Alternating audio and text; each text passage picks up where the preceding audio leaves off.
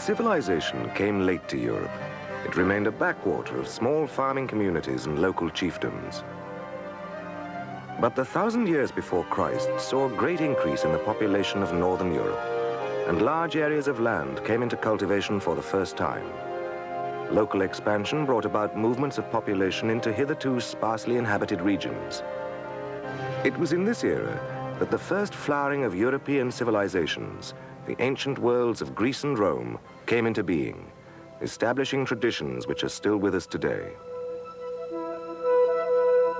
It is in ancient Greece that the origins of the democratic tradition are to be found, reflected, albeit in a different form, in the Houses of Parliament. The very word democracy meant power of the people. This ideal first found expression over 2,000 years beforehand in the city-state of Athens. It has now been adopted not only by many national governments, but also by international bodies such as the United Nations, which acknowledges the sovereign equality of its members. It is the Romans, on the other hand, whom we look to for the origins of legal thought. Nearly all the nations of continental Europe have legal codes that are Roman in structure.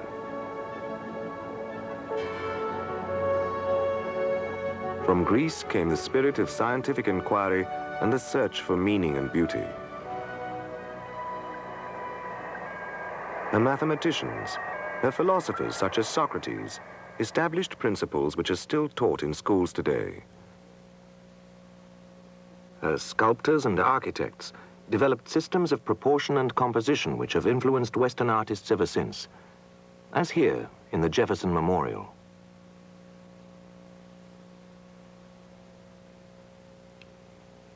From Rome came the practical application of many of these ideas in statecraft, engineering, and building.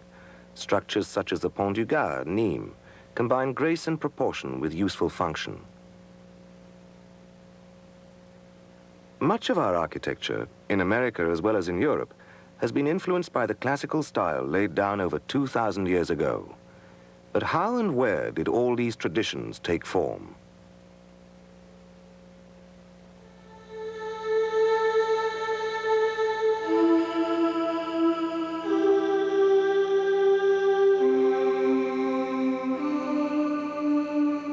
Looking back into the past, we can summon up images which laid the foundations of many aspects of European civilization.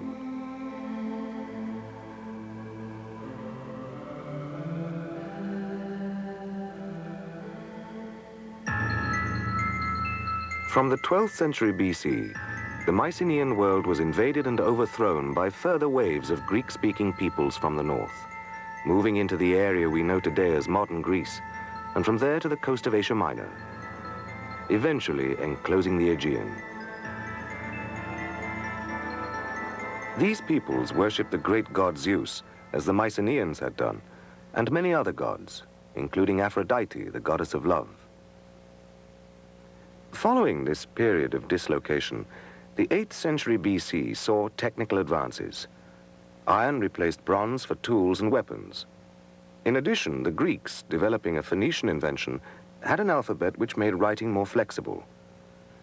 Previously used only for such things as inventories, the Greeks would now extend its use to literature, a great example being the epic poetry of Homer.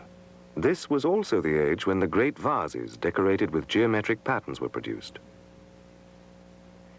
The distinctive quality of Greek or Hellenic life depended on the city-state, or polis. Greece has a number of small coastal plains ringed with mountains.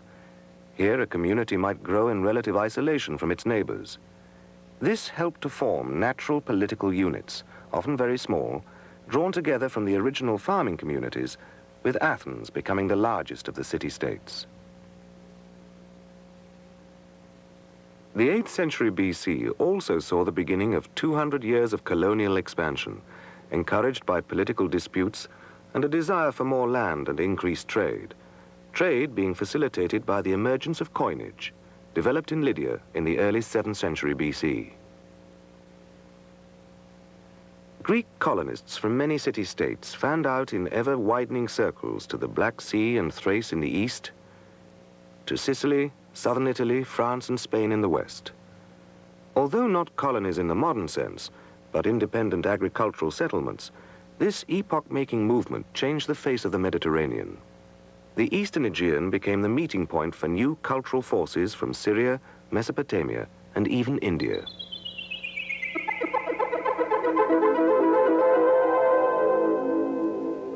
The 5th and 4th centuries BC saw an unparalleled flowering of culture, especially in Athens.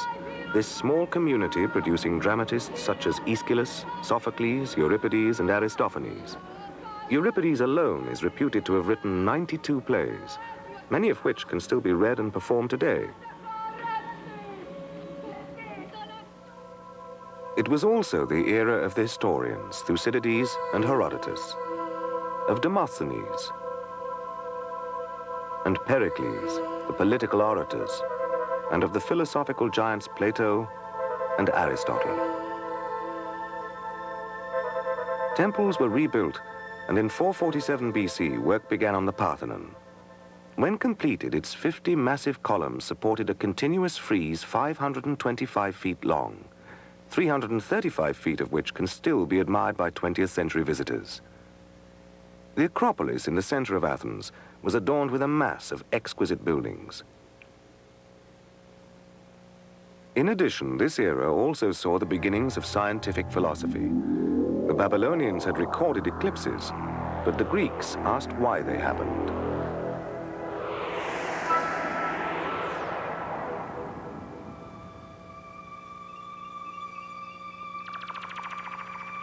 The Egyptians had used geometry for measurement, but the Greeks developed Pythagoras' theorem.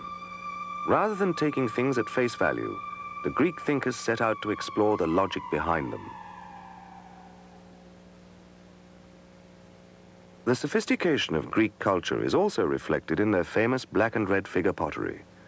This found a ready market all over the Greek trading area and has been found as far afield as India, Central Russia, and southwest Germany. However, these achievements were not the product of a problem-free society. The threat posed by the conflict between rich and poor and slave revolt increased with the introduction of commercial agriculture and large estates. The small farmers were ruined and landless peasants fled to the cities, swelling the ranks of the urban poor.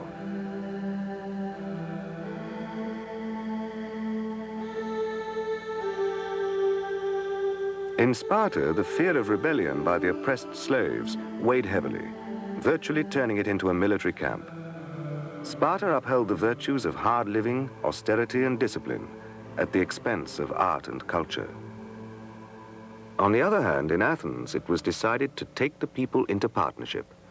Athens now became a democracy, the first democracy in history. By our standards, it was a limited democracy.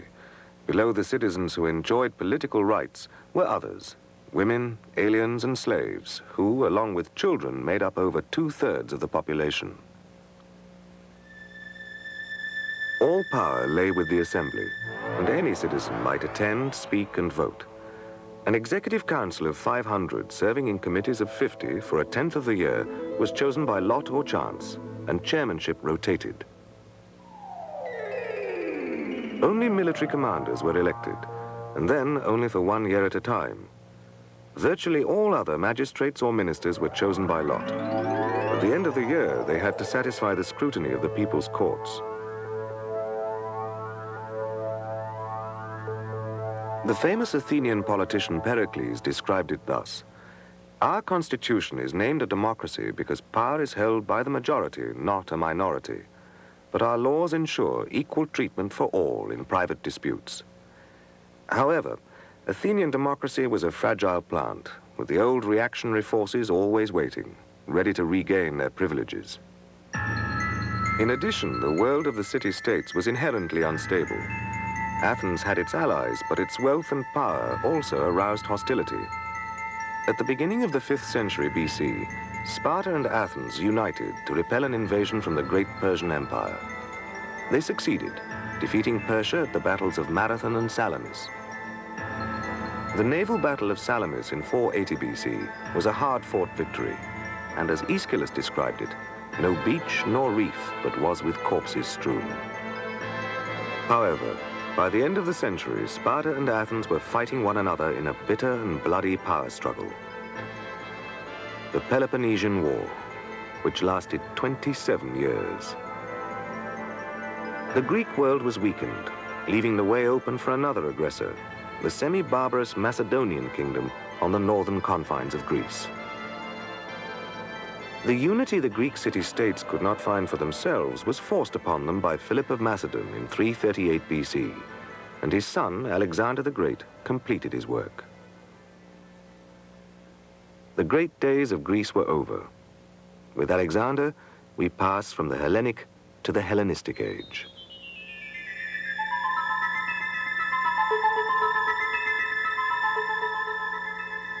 Alexander was a military genius. Under his leadership, Macedon briefly became a world power. He flung back the frontiers of the Greek world, founding cities as he went. He crossed from Europe with his army and swept across Asia Minor, down into North Africa, back around through Mesopotamia towards the Persian Gulf. He overwhelmed the Persian Empire and continued far to the east, past Samarkand and Bukhara, nearly reaching Tashkent.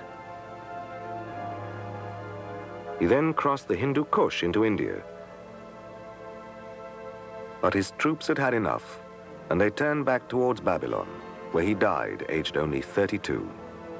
He had covered 12,000 miles in 10 years, fighting all the way, and his empire stretched from Greece to the borders of India. After Alexander's death, his empire quickly fragmented into three main areas: the small kingdom of Macedon, Ptolemaic Egypt, and the kingdom of the Seleucids. But what Alexander did do was to extend Greek civilization far to the east. Trade flourished as never before, but the old world of the independent city-states was gone, and the local dialects merged into a common tongue, Koine, which became widely used throughout the Middle East.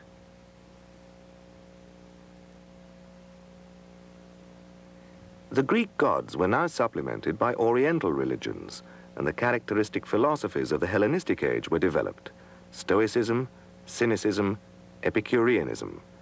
It was a new worldview, different from the exclusivity of classical Greece. Established beliefs and knowledge were thrown into doubt. There was increasing experimentation, not only in sculpture, but also in science and mathematics. It was thus the Hellenistic world and Hellenistic civilization, not classical Greece, which Rome inherited. Rome was only just emerging when Athens entered its golden age, and just asserting itself as a force to be reckoned with when Hellenistic civilization was already at its height.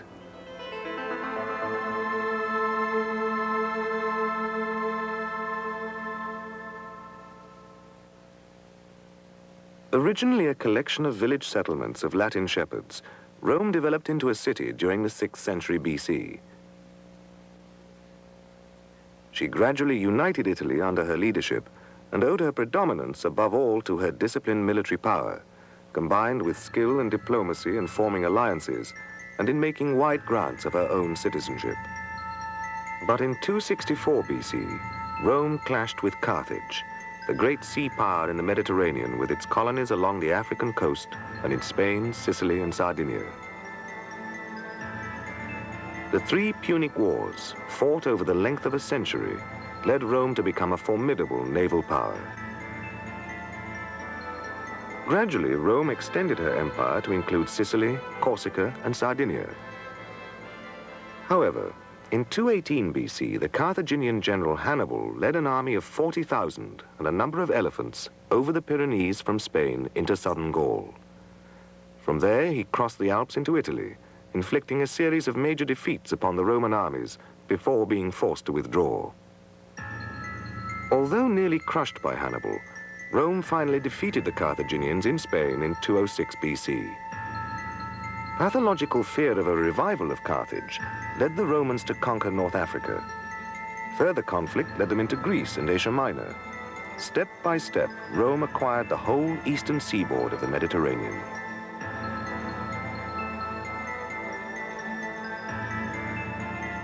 In 58 BC, Julius Caesar, an ambitious and popular aristocrat, launched an attack on Gaul. Rome's frontiers eventually advancing through France to the Rhine and later to Britain, Romania, and Syria. So, by AD 180, the Roman Empire stretched from the borders of Scotland in the west to Syria in the east. There were many revolts, even though Rome, where it was in her interest to do so, liberally granted citizenship. The conquered peoples were firmly governed and defended, on the whole, by consent. Where this failed, however, retribution was harsh and thorough. Nevertheless, the Roman Empire created a vast area with a single currency and low customs barriers, in which commerce was aided by an elaborate network of roads and protected harbors. Goods came from all corners of the empire to supply the large, wealthy population of Rome. Animals for the arena came from far and wide. From Europe, bears and wild boar. From the Middle East, tigers and lions. And from North Africa, camels and leopards. Vast quantities of grain came from Egypt. Textiles and spices from Syria. Oil from Spain. Marble from Asia Minor and North Africa. Slaves and tin from Britain. There was also extensive trade between the various provinces within the empire. Nor did trade end at the frontiers. Contact was made with Han China, and the famous Silk Route became established, passing through Ecbatana, Samarkand, Kashgar, and reaching Lanchao and Loyang.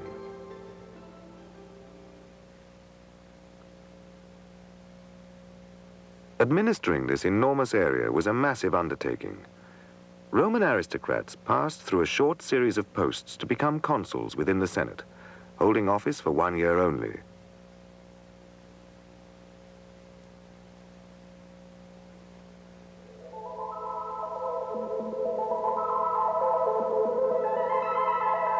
Only a consul could command an army.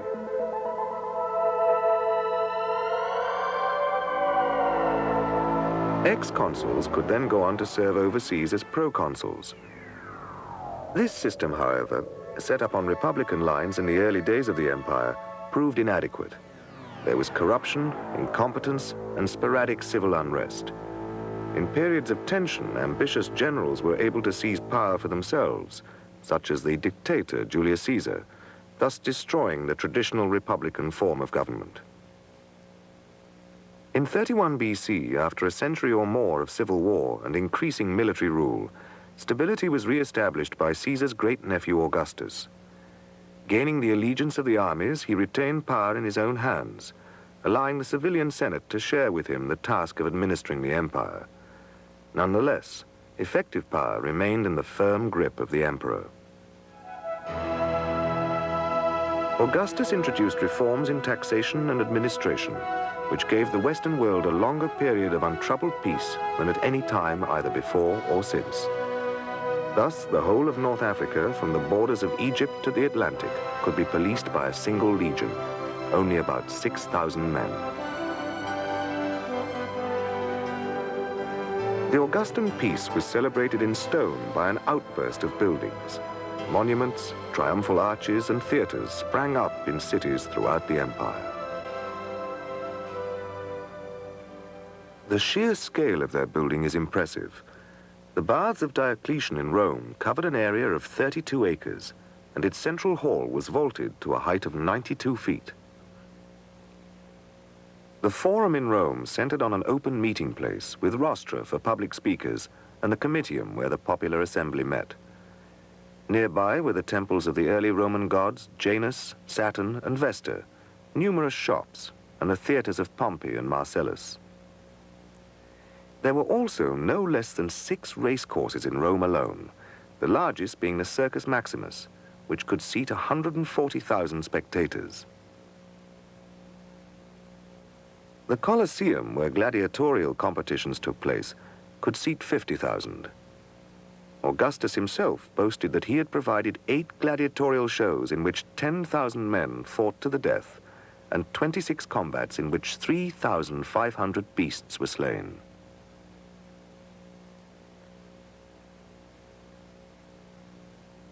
The Romans also excelled in the construction of aqueducts, bridges, and frontier defenses, such as Hadrian's Wall, which stretches 73 miles across northern England, from the Tyne to the Solway Firth. As the provinces settled down in peace, the native nobility moved to the cities and spoke the Latin language. Temples and great country houses were built on the Roman model, as here at Lullingston in Kent, with elaborate baths, central heating, mosaics, and painted decoration.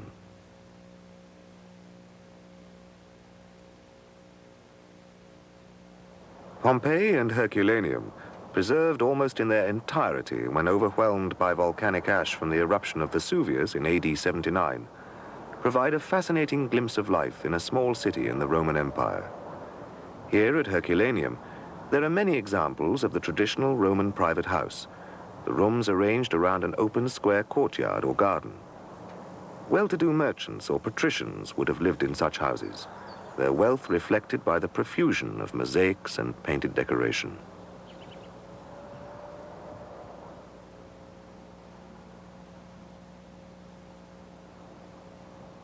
The paved streets, complete with drainage gutters, were lined with shops, interspersed with public buildings such as baths and temples.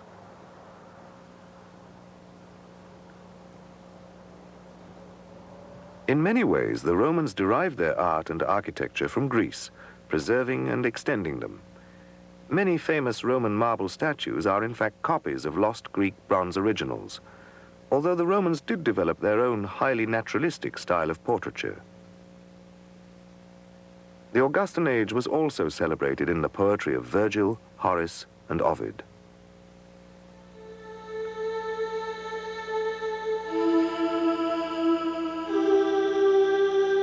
Much of Roman civilization has perished with time, and today we can only piece together a vision of the classical world from those fragments which have survived.